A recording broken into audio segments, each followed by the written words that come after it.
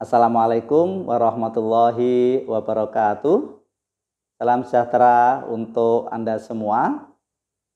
Selamat berjumpa kembali dengan saya, Saifuddin Zuhri, di dalam pembelajaran Sosiologi Komunikasi.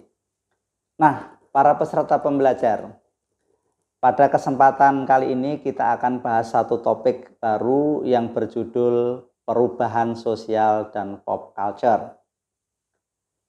Sebelum lebih jauh kita mengurai atau menjelaskan mengenai topik ini, para pembelajar saya ingatkan kembali tentang topik yang dulu pernah kita bahas mengenai struktur sosial dan proses sosial. Merujuk pada pemikirannya Auguste Comte bahwa di dalam masyarakat ada dua hal, yaitu statika sosial dan dinamika sosial. Di dalam statika sosial itu ada namanya struktur, ada lembaga, ada pranata, ada kelompok, dan lain sebagainya. Sudah pernah kita bahas terdahulu. Kemudian yang kedua adalah dinamika sosial. Disinilah proses-proses terjadi, termasuk di dalamnya adalah perubahan sosial. Nah, ini penting untuk kita pahami, sebab sebagaimana sudah pernah kita bahas mengenai bagaimana sosiologi itu lahir kan berasal dari perubahan sosial. Dulu pernah kita jelaskan bagaimana sosiologi klasik itu dilatar belakangi oleh revolusi industri, revolusi politik, dan dari perubahan-perubahan yang terjadi itulah kemudian muncul kajian-kajian atau penelitian mengenai masyarakat dan akhirnya lahir teori-teori sosiologi. Jadi perubahan sosial merupakan hal yang paling krusial di dalam kehidupan masyarakat. Ada sebuah aksioma yang mengatakan bahwa keabadian dalam hidup adalah, tidak ada yang abadi dalam hidup kecuali perubahan itu sendiri. Oleh sebab itu, perubahan sosial adalah sesuatu yang imperatif, sesuatu yang tidak bisa disangkal dalam hidup ini. Nah, pada pertemuan ini kita akan bahas mengenai apa itu perubahan sosial, bagaimana penyebab atau faktor-faktor yang melahirkan perubahan sosial, apa faktor pendorong penghambatnya, dan terkait dengan pop culture ini kita angkat secara khusus karena pada era kini pop culture merupakan fenomena dalam masyarakat yang begitu besar pengaruhnya terhadap perubahan sosial, terutama kepada Anda semua. Era generasi Z, generasi milenial sangat lekat dengan gaya hidup pop culture. Nah, bagaimana dalam kajian ini? Mari kita bahas satu persatu. Nah, para peserta pembelajar, mari kita pahami dulu tentang dalil atau logika apa yang dimaksud dengan perubahan. Perubahan itu kalau ada dua unsur yang berbeda kemudian bertemu. Ada unsur lama yang sedemikian sudah established, sudah mapan, sudah baku dalam kehidupan bersama. Disitulah kemudian muncul berbagai lembaga-lembaga sosial, pranata sosial, ya, kelompok-kelompok itu sedemikian sudah baku, punya kultur sendiri, punya nilai-nilai budaya sendiri, kemudian datang nilai-nilai yang baru dari luar. Nah, kedatangan hal yang baru inilah yang dianggap berbeda, kemudian bertemu dengan yang lama, akhirnya terjadilah proses-proses perubahan. Nah, sedikit menyinggung tentang apa itu perubahan sosial, sudah saya sampaikan skemanya tadi, ada yang lama dan ada yang baru. Secara sekilas atau secara garis besar, pengertian dari perubahan sosial itu ketika hadirnya unsur eksternal, ya, dari luar yang diterima oleh anggota masyarakat yang akhirnya merubah sistem sosial dan budaya lama yang sudah ada. Nah, itulah pengertian singkat dari perubahan sosial, ya. Jadi ada dalam unsur-unsur budaya dalam sistem sosial itu yang lama, kemudian muncul yang baru, ya, dari luar budaya setempat. Kemudian di situ ada proses asimilasi, proses akulturasi, dan akhirnya muncullah perubahan sosial, ya, sebagai upaya penyesuaian, adaptasi, dan lain sebagainya. Nah, ada banyak definisi apa itu perubahan sosial, baik oleh pemikir yang ada di Indonesia maupun di dunia. Saya mohon peserta pembelajar untuk menelaah lebih jauh secara mandiri, dan konsep-konsep itu, definisi-definisi yang dikemukakan para ahli sudah saya share di dalam materi yang saya sudah upload di kelas Anda.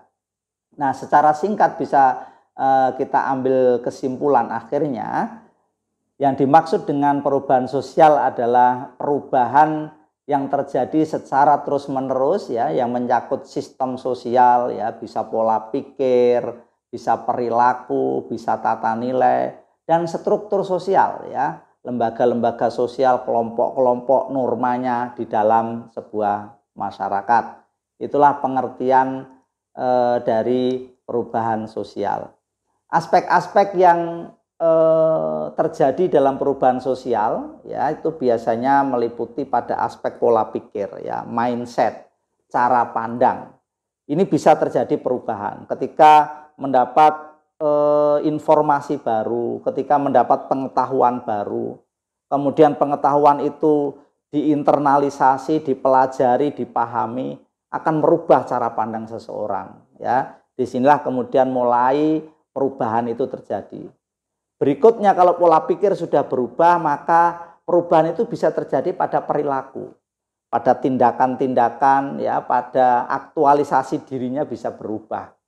Bisa sebuah bentuk-bentuk tindakan atau perilaku yang dulunya demikian kemudian berubah menjadi bentuk-bentuk yang baru. Itu namanya perubahan di aspek perilaku. Kemudian aspek berikutnya adalah perubahan itu juga bisa terjadi pada budaya material, yaitu pada produk-produk fisik yang mewujud dalam benda-benda, karya-karya seni, karya teknologi, hal apapun yang dipakai untuk proses-proses hidup bermasyarakat itu juga bisa berubah. Nah, ketiga aspek inilah biasanya yang berubah di dalam perubahan sosial. Jadi pola pikir, perilaku, kemudian budaya materialnya. Nah, di dalam perjalanan sejarah peradaban manusia, kita kalau telaah secara antropologis bisa menyaksikan bagaimana perubahan-perubahan besar itu terjadi. Contohnya, dulu ada masa di mana masyarakat berburu. Inilah yang kemudian melahirkan sistem masyarakat nomaden, masyarakat yang selalu berpindah-pindah karena dia mobile, berpindah-pindah berdasarkan sumber-sumber hidup ya, karena cara hidupnya masih melimpah di alam ini, jumlah kelompok masih sedikit ya. Kemudian mereka berkelompok berdasarkan anggota suku, maka muncul masyarakat kesukuan, tribalisme. Di sini memiliki struktur yang sesuai dengan situasi tentang perburuan. Kemudian seiring dengan perkembangan muncul masyarakat bercocok tanam. Dari anggota-anggota suku itu beranak pinak, anggotanya semakin besar, kebutuhan pangannya semakin banyak, kemudian mereka mengembara semakin jauh dan akhirnya menemukan sebuah tempat di mana mereka mencari sumber hidup dari tempat tersebut. Karena berdiam diri pada satu wilayah, disitulah kemudian membentuk sebuah pranata-pranata yang berdasarkan pada ketetapan wilayah itu. Di situ kemudian muncul tata nilai, muncul kelompok dan lain sebagainya. Jadi bercocok tanam memunculkan cara pandang tertentu berdasarkan sumber hidup yang pasti dan tetap di situ. Nah, seiring dengan waktu berkembang terus, berubah terus, kemudian muncul masyarakat perdagangan. Nah, di sini anggota masyarakat, kelompok-kelompok semakin berkembang, muncul kompleksitas, hubungannya semakin luas, maka mobilitas juga naik, ya berkembang terus, maka hubungan antar kelompok menjadi semakin luas, muncul masyarakat perdagangan. Dan kemudian sampai muncul berikutnya ditemukan mesin uap dan lain sebagainya, muncullah masyarakat industri.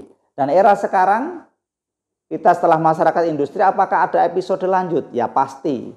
Ya, konon sekarang kita sudah masuk pada era masyarakat informasi ya. Bagaimana zaman yang kita hadapi sekarang ini, tentu akan melahirkan struktur masyarakat yang berubah sekarang ini. Nah, itulah contoh-contoh bahwa perubahan-perubahan di peradaban manusia itu sudah lama terjadi dan perubahan ini akan terus berlanjut. Nah, meminjam tahap-tahap transisi perubahan budaya manusia menurut Bungin ya, mungkin menjadi salah satu referensi dalam pembelajaran ini. Itu pertama dari masyarakat primitif ya, agriculture, kemudian tradisional, masyarakat transisi, kemudian masyarakat modern dan postmodern. Nah, ini mungkin nanti akan ada episode lanjut ya, tentu perkembangan akan terus terjadi. Nah, para peserta pembelajar, kira-kira apa sebabnya perubahan sosial itu terjadi? Setidaknya ada dua faktor, yaitu faktor internal, faktor dari dalam masyarakat itu sendiri, dan faktor eksternal atau faktor yang datang dari luar. Nah, faktor dari dalam setidaknya meliputi 4 hal. Pertama, biasanya perubahan itu terjadi kalau ditemukan hal-hal baru. Ada penemuan-penemuan baru, discovery. Berupa pengetahuan, pengalaman, atau temuan dalam bentuk ciptaan-ciptaan baru, teknologi contohnya. Dengan hadirnya temuan baru ini, itulah nanti nilai-nilai lama akan goyah dan kemudian orang akan mengadopsi hal yang baru. Manusia adalah makhluk yang diilhami dan diberi potensi untuk berkembang terus-menerus. Dengan penggunaan akal inilah satu-satunya makhluk yang bisa berinovasi secara cepat itu adalah manusia. Dan dalam sejarah hidupnya itulah kemudian ketika manusia menggunakan akal, dia akan menemukan hal-hal baru, ya termasuk dalam peradaban manusia teknologi contohnya.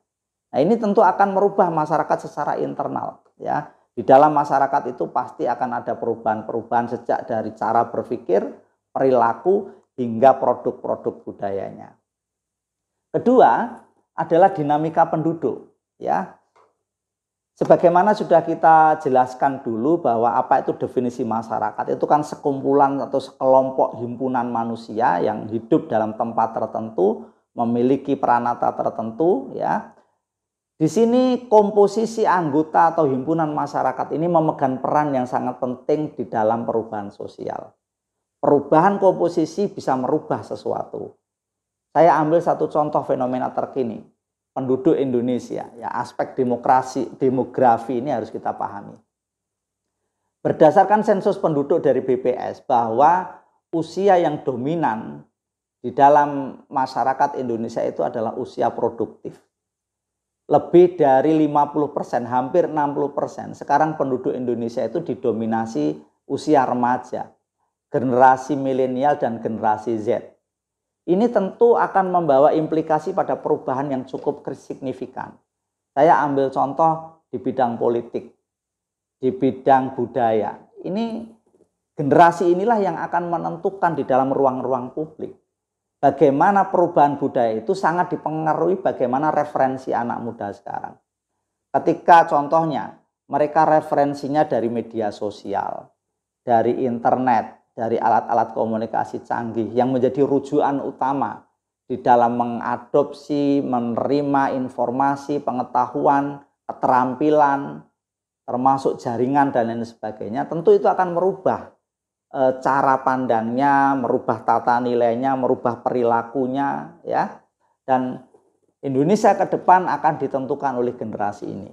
Nah, perubahan-perubahan akan sangat ditentukan bagaimana generasi yang mendominasi di dalam komposisi penduduk atau demografi di Indonesia. Nah, ini contoh bahwa dinamika penduduk akan berpengaruh besar terhadap perubahan sosial suatu masyarakat. Ketiga adalah konflik sosial. Di dalam masyarakat biasanya ada dinamika, ada gesekan-gesekan, ada benturan-benturan. Biasanya kalau terjadi konflik antar kelompok atau subkelompok dalam masyarakat itu akan merubah budaya tertentu. Dengan siapa saya harus berinteraksi, bagaimana tata nilai, baik, buruk, sopan, santun. Itu setelah terjadi konflik biasanya akan merubah cara pandangnya, perilakunya. Ya. Jadi konflik sosial juga bisa menyebabkan perubahan sosial secara internal. Dan keempat adalah pemberontakan. Ya, kalau ketika konflik itu terjadi menerus-menerus, kemudian ada kelompok-kelompok tertentu yang biasanya menjadi agen atau bahkan menjadi pemicu dari gerakan tertentu memberontak, ya maka biasanya akan muncul perubahan-perubahan sosial. Di Eropa pernah saya ceritakan pada pertemuan yang lalu, seperti bagaimana revolusi industri, revolusi politik di Prancis itu dimulai juga dari gerakan-gerakan pemberontakan, bagaimana kelas buruh, kelas proletar yang merasa tertindas bertahun-tahun oleh kaum borjuis, tuan tanah, kaum kapitalis yang memperlakukan mereka tidak manusiawi. Nah, disinilah kemudian muncul revolusi pemberontakan dan akhirnya terjadi perubahan di Prancis kala itu. Nah, demikian halnya di dalam sejarah masyarakat kita sendiri. Sering sekali perubahan sosial itu juga dimulai dari gerakan-gerakan semacam itu. Rezim Orde Baru, mengapa akhirnya masyarakat berubah sekarang dalam wawasan demokrasi, perilaku demokrasinya. Itu juga ada konflik-konflik, kemudian muncul pemberontakan-pemberontakan, gerakan mahasiswa, reformasi pada tahun 98 juga sama ya. Itu menyebabkan adanya perubahan sosial. Nah, itu secara internal. Sedangkan secara eksternal, faktor-faktor dari luar adalah ada 3. Pertama adalah pengaruh budaya lain atau dari luar. Ketika sebuah kelompok ya bertemu ya berjumpa dengan kelompok lain, kemudian di situ membawa budaya-budaya baru, maka itu akan merubah bagaimana budaya kita. Ya contohnya dulu sebelum kita dijajah oleh Belanda, kita mengenal celana, mengenal dasi, mengenal jas, ya mengenal baju. Ya sedikit banyak juga ada pengaruh kedatangan bangsa asing ke negeri kita. Hari ini mungkin kelompok tertentu memakai pakaian sesuai dengan norma-norma tertentu, ya tidak terlepas dari sentuhan dari budaya lain. Ya, jadi itu contohnya bahwa budaya lain itu yang datang itu sebagai pengaruh eksternal dalam perubahan budaya. Perangan, ya. Kalau di dalam perubahan faktor internal tadi muncul pemberontakan dari dalam, maka kalau faktor eksternal itu ketika terjadi perang asimetris dengan kelompok di luar kelompok tersebut atau negara tersebut, kemudian muncul peperangan, ya sehingga bagaimana hasil peperangan itu akan secara signifikan merubah budaya bangsa tertentu atau masyarakat tertentu. Dan yang terakhir adalah bencana, ya. Bencana itu juga punya kekuatan untuk merubah ya perubahan sosial. Seperti pada era sekarang ini adanya pandemik COVID-19. Virus ini entah direkayasa atau memang faktual ada, senyatanya bisa merubah berbagai bangsa di dunia ini. Perilaku dalam bertemu orang lain, bersalaman, berkomunikasi, berinteraksi, berubah kulturnya sekarang. Ya, karena apa? Hadirnya bencana bisa merubah mindset, merubah perilaku, bahkan merubah produk-produk budaya sekarang ini. Ya, harus pakai masker, physical distancing dan lain sebagainya. Ya, kultur mencuci tangan, semuanya merubah budaya kita karena adanya bencana. Jadi itulah para pembelajar bahwa ada 2 aspek atau 2 faktor internal dan eksternal. Nah, para peserta pembelajar, demikian halnya selain faktor-faktor internal dan eksternal juga ada faktor pendorong dan penghambat. Ya, kalau faktor pendorong setidaknya 1 ada kontak dengan budaya lain. Saya kira sudah terjelaskan sistem pendidikan yang maju ya, karena tadi aspek dalam perubahan itu kan salah satu yang paling awal itu biasanya adalah pola pikir ya, cara pandang ya. Kalau pendidikan itu memang beroperasi pada wilayah kognitif ya, di mana orang dirubah cara berpikirnya, dan biasanya kalau pendidikan semakin maju maka menyebabkan adanya perubahan sosial. Ketiga adalah sikap menghargai hasil karya. Kalau suatu kelompok punya sikap terbuka, apresiatif, menerima, menghargai sesuatu yang baru, ya, hasil karya tertentu yang itu memberi kemudahan dalam hidup, memajukan peradabannya, budayanya, maka biasanya relatif mudah untuk berubah. Kemudian sikap keinginan untuk maju, ya. ada motivasi untuk berubah ke depan, itu biasanya juga menjadi faktor pendorong. Sistem lapisan masyarakat yang terbuka, ya, di dalam kelompok-kelompok tertentu ada masyarakat yang tertutup, ada yang terbuka. Dia open terhadap kehadiran orang asing atau orang lain di luar kelompoknya. Itu biasanya adalah tipe masyarakat yang mudah untuk berubah biasanya. Kemudian penduduk yang heterogen, anggota dalam himpunan kelompok yang masyarakatnya atau anggotanya itu beragam, baik itu etnisnya, baik itu agamanya, sukunya, budayanya, bahasanya. Kalau beragam, itu biasanya perubahannya itu menjadi semakin cepat. Ya. Kemudian ketidakpuasan masyarakat terhadap berbagai bidang kehidupan. Tadi sudah saya sampaikan, di dalam masyarakat itu ada tata nilai yang baku biasanya. Itu yang disebut dalam budaya disebut adiluhung. Sesuatu yang bisa dirawat, dilestarikan. Nah, kemudian apa yang sudah ada ini tidak memuaskan, ya. Ada keinginan untuk merubah. Nah, ini biasanya bisa mendorong perubahan itu. Dan yang terakhir adalah orientasi masa depan. Kelompok masyarakat yang agresif, yang punya kemauan, tekad dan kuat untuk berubah, untuk lebih maju, biasanya relatif lebih cepat untuk berubah. Nah, itulah faktor-faktor pendorong. Kemudian faktor penghambatnya tentu sebaliknya, ya. Sejak dari kontak sosial yang kurang, perkembangan ilmu pengetahuan yang terhambat, sikap masyarakat yang sangat menjaga kelestarian budaya adiluhungnya, kemudian keinginan untuk merawat dan menutup diri begitu kuat, ya. Kemudian ada rasa takut terhadap kegoyahan pada budayanya sendiri kalau ada mengadopsi budaya asing, ya. Stereotip terhadap nilai budaya tertentu, ketika ada unsur yang baru dicurigai, dituduh, nah itu biasanya relatif susah untuk berubah. Kemudian yang terakhir adat kebiasaan yang tertanam kuat, ya. Jadi itulah faktor-faktor penghambat dalam perubahan budaya. Nah, para peserta pembelajar, perubahan sosial itu juga memiliki berbagai bentuk. Ada bentuk perubahan yang berskala kecil, ada yang berskala luas, ya. Di masyarakat itu ya tergantung dari bagaimana perubahan itu terjadi. Apa kalau terjadi dalam kelompok kecil, himpunan masyarakat yang kecil, berarti itu perubahannya skalanya kecil. Ada yang bersifat luas, menyeluruh. Kemudian ada juga perubahan itu bentuknya yang lambat, ada yang cepat. Kemudian ada juga perubahan itu yang diinginkan, ya, memang direncanakan, diprogramkan. Ada yang tidak direncanakan, itu juga bisa terjadi. Itulah bentuk-bentuk perubahan. Nah, itulah para peserta pembelajar penjelasan mengenai perubahan sosial yang itu akhirnya akan merubah statika sosial, struktur yang mapan yang sudah saya jelaskan dulu akhirnya berubah oleh berbagai faktor tersebut.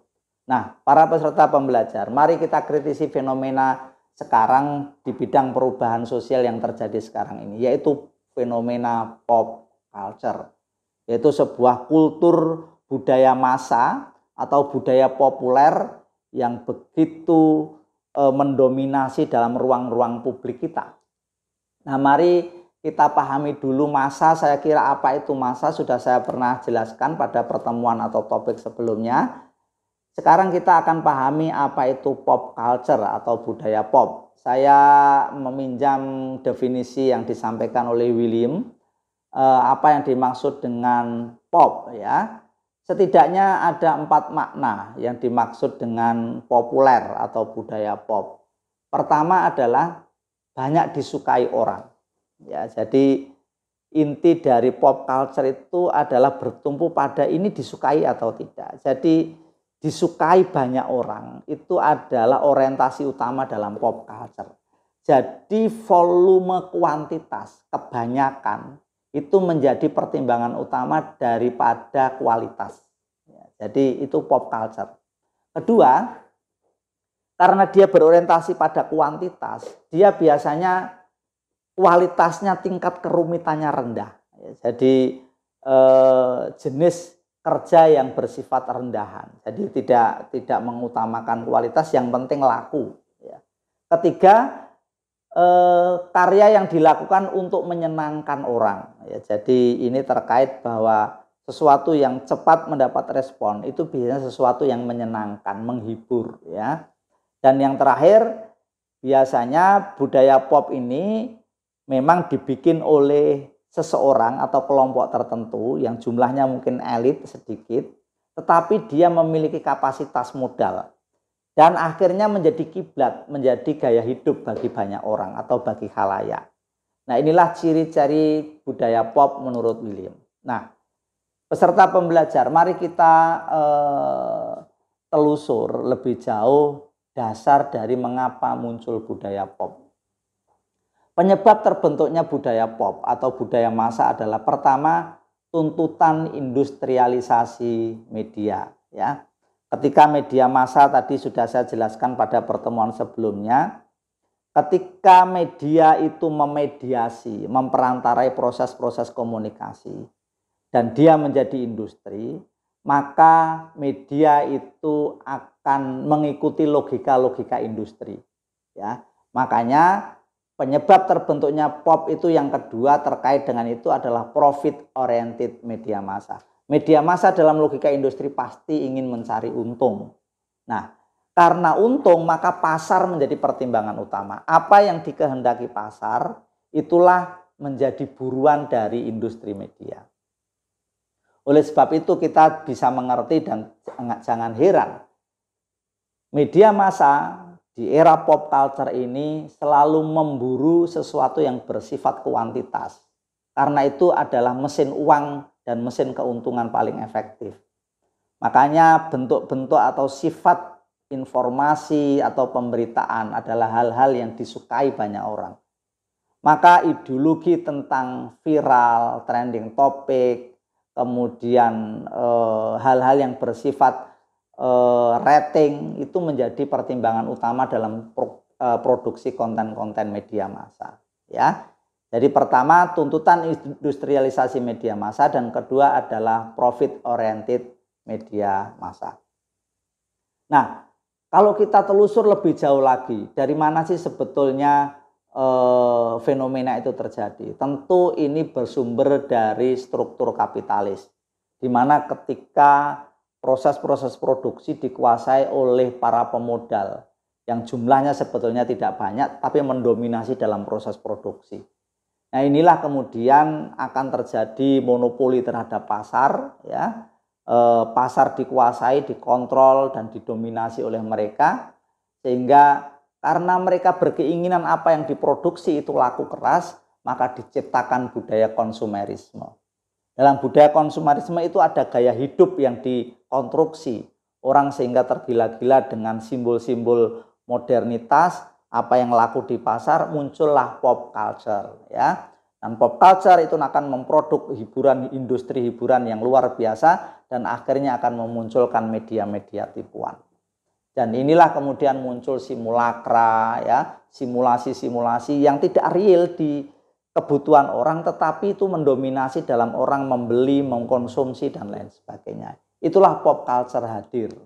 Nah, para peserta pembelajar, ada beberapa ciri dari budaya pop, ya. Pertama adalah soal tren. Tren ini menjadi acuan utama memproduksi sesuatu di dalam media, ya. Jadi tren, apa yang tren. Kemudian keseragaman bentuk. Memang di era sekarang ini seakan-akan kebebasan individu itu dipuja. Kebebasan individu diberi panggung seluas-luasnya. Tetapi jangan lupa, hakikat dari kebebasan individu itu ujung-ujungnya adalah penyeragaman. Siapa yang punya potensi menyeragamkan? Ya, kelompok mana atau individu mana yang mendominasi dalam proses produksi pop itu. Nah, itulah kemudian nanti ekspresi budaya itu tiba-tiba secara tidak sadar, khalayak itu tidak sadar diseragamkan. Seleranya diseragamkan, gaya hidupnya diseragamkan, bahkan tata nilai dan mindset cara berpikirnya pun diseragamkan. Untuk siapa? Ya untuk mengkonsumsi, untuk membuat laris apa yang diproduk oleh pop culture itu. Itu kedua. Ketiga, ciri dari budaya pop itu punya daya adaptabilitas, mendorong orang untuk beradaptasi. Orang akan meniru-niru, orang akan berkiblat sesuai dengan apa yang tren di pasar. Ya, inilah kemudian mengilhami gaya hidup dan lain sebagainya. Keempat adalah durabilitas. Ya, jadi durasi, keterseringan. Maka di dalam era sekarang itu ada namanya terror of speed, yaitu teror kecepatan. Kita akan dibanjiri informasi, dibanjiri iklan, ya, secara terus-menerus dari berbagai media, dan itu nanti akan menyerbu kita semua dan akhirnya kita menyerah untuk mengikuti dari proses-proses penyeragaman itu. Dan yang terakhir adalah tentu saja ini untuk kepentingan kaum kapitalis, yaitu profitabilitas, keuntungan yang diburu sebagai ciri dari budaya pop. Nah, para peserta pembelajar, ada 4 aliran atau jenis budaya pop. Pertama, budaya dibangun berdasarkan kesenangan, namun tidak substansial dan mengentaskan orang dari kejenuhan kerja sepanjang hari. Jadi kalau kita lihat dalam sejarah lahirnya budaya pop, ini memang lahir dari masyarakat industri. Ketika mereka sibuk bekerja, kemudian lelah, kemudian hadir budaya pop sebagai relaksasi dan refreshing. Jadi budaya pop itu sebuah tawaran psikologis untuk menyeimbangkan dari kejenuhan dan kelelahan kerja. Itu awalnya begitu. Yang repot itu kan di dalam kultur masyarakat kita. Kita ini tidak capek bekerja tetapi mengkonsumsi hiburan besar-besaran. Dan inilah mengapa kita ini menjadi sasaran empuk dari industri pop culture itu. Nah, itu pertama. Kedua, budaya pop itu berpotensi untuk menghancurkan nilai-nilai budaya tradisional. Sebagaimana dalam definisi budaya pop, orientasinya adalah jamak, kebanyakan, khalayak, publik. Maka budaya tradisional yang biasanya bertumpu pada keunikan ruang tertentu, kelompok tertentu, yang bersifat indigenis, itu dihancurkan oleh proses-proses penyeragaman yang bersifat masif itu. Jadi budaya pop itu pada akhirnya akan memarginalisasi tradisi-tradisi lokal. Memang dimungkinkan ada kasus-kasus tertentu keunikan atau kearifan lokal itu naik ke panggung pop. Tetapi itu hanya bersifat kasuistik, di mana ketika tradisi lokal itu memiliki kemampuan untuk menyebar dan menjadi tren, itu bisa memungkinkan. Bukankah kalau kita telusur lebih jauh, pop culture contohnya ya, dalam tradisi makan junk food, itu sebetulnya kan asalnya lokal juga. Pakaian jin itu asalnya lokal juga. Tetapi karena ini menjadi bagian dari kepentingan kapitalis, di mana home base-nya adalah berasal dari sana, maka mereka punya kepentingan perluasan pasar, sesuatu yang lokal ini akhirnya mengglobal dan menjadi pop culture. Nah, tapi itu semuanya dikaitkan dengan siapa yang memiliki kepentingan di situ. Kalau kita benar-benar asli dari budaya pop, budaya lokal, kemudian ingin masuk ke panggung global, ya butuh kerja keras, ya ada proses-proses transformasi yang harus dilakukan. Ketiga, kebudayaan menjadi masalah besar dalam pandangan ekonomi Marx. Nah, ini maksudnya adalah di dalam pop culture itu pasti ada struktur yang saling menghisap. Dan inilah ketidakadilan, karena siapa yang ada struktur di atas akan melakukan proses-proses penindasan dan alienasi orang-orang yang ada di bawah. Di bawahnya itu secara berjenjang akan tersubordinasi dari struktur yang di atas. Saya ambil kasus contoh dalam dunia maya sekarang. Para kreator konten-konten YouTube, dia akan menindas kepada para viewer, para subscriber, dan lain sebagainya. Para penonton-penonton itu dihisap untuk keuntungan dari konten kreator. Konten kreator itu sendiri akan dihisap oleh penyedia-penyedia sinyal dan jaringan telekomunikasi. Jadi wota dan lain sebagainya, penyedia jaringan itu juga menghisap di bawahnya. Di atasnya lagi ada pemodal-pemodal besar dalam teknologi satelit, antariksa, dan lain sebagainya. Nah, ini semua tentu di dalam pop culture memang hiruk pikuk dan meriah, tetapi terjadi penghisapan dan penindasan secara berjenjang. Inilah yang menurut Karl Marx terjadi proses-proses alienasi, terjadi proses-proses penindasan secara struktural, ya. Yang terakhir, kebudayaan populer merupakan budaya yang menetes dari atas. Ya, ini mungkin kelanjutannya. Ketika ada hierarki struktur itu, maka memang ada sesuatu yang diteteskan ke bawah. Tetapi apa yang disampaikan ke struktur di bawahnya itu tidak seberapa keuntungannya dengan yang dihisap di atasnya. Memang dia memberi rezeki kepada yang di bawah, tetapi sekaligus sebuah penindasan juga yang tidak disadari oleh struktur yang di bawahnya. Nah, itulah para peserta pembelajar, saya mohon untuk memperluas diri dengan mengamati fenomena-fenomena perubahan sosial yang terjadi di sekitar kita. Banyak teori, banyak konsep yang membahas mengenai perubahan sosial dan terutama tentang pop culture. Ini kalau kita jadikan tema dalam penelitian-penelitian komunikasi sangat menarik. Terlebih lagi sekarang proses-proses komunikasi hampir dipastikan selalu termediasi dan media di situ menjadi lembaga sosial yang sekarang sangat mendominasi dalam mengkonstruksi apapun. Oleh sebab itu, mari kita perluas wawasan kita para peserta pembelajar dengan semakin mempelajari hal-hal yang terkait dengan perubahan sosial. Demikian, kurang lebihnya mohon maaf, semoga bermanfaat. Sampai jumpa pada topik berikutnya. Salam sehat. Wassalamualaikum warahmatullahi wabarakatuh.